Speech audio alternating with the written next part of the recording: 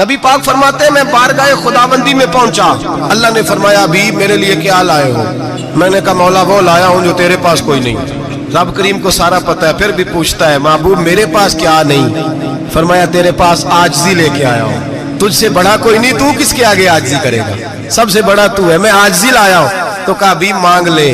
او بھائی بچے بڑے پیارے ہوتے ہیں، لوگ جب ہاتھ اٹھاتے ہیں نا تو میں نے دیکھا ہے ماں باپ اپنے لیے بعد میں مانگتے ہیں، اولاد کے لیے، اور بالخصوص جو بیٹی ہوتی ہے نا بیٹی، او بھائیو میرا اور آپ کا پیار تو اور طرح کا ہے۔ دنیا میں اگر کسی نے بیٹی سے پیار کیا ہے تو مدینے والے حبیب نے سیدہ فاطمہ سے کیا ہے، حسن اور حسین سے کیا ہے۔ معراج کی رات جب نبی پاک سے رب کریم نے کہا کہ بولو محبوب کیا چاہیے، کسی کمزور روایت میں بھی نہیں ملے گا کہ نبی پاک نے کہا اے اللہ فاطمہ کے لیے کچھ دے، اے اللہ حسن حسین کے لیے کچھ دے۔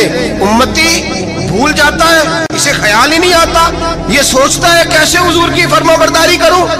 میرے نبی کریم علیہ السلام فرماتے ہیں جب رب نے پوچھا کہ ابھی کچھ مانگ لے، نہ حسن کی بات، نہ حسین کی بات، نہ فاطمہ کی بات، نہ علی کی بات، نہ ابو بکر، نہ عمر، نہ عثمان، نبی پاک نے کہا اللہ تو میرے ساتھ گناہگاروں کی بات کر، اے اللہ تو گناہگاروں کی بات کر، یہ بھول جائیں گے، پھٹک جائیں گے۔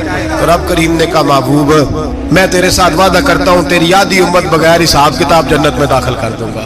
نبی کریم نے فرمایا مولا نہیں، یہ بات مجھے قابل قبول، یہ بات منظور نہیں۔ ابھی تو کیا چاہتا ہے؟ تو کہا اللہ تو مجھے سفارش کا حق عطا کر، تو مجھے اجازت دے، میں کہتا جاؤں تو معاف کرتے جانا۔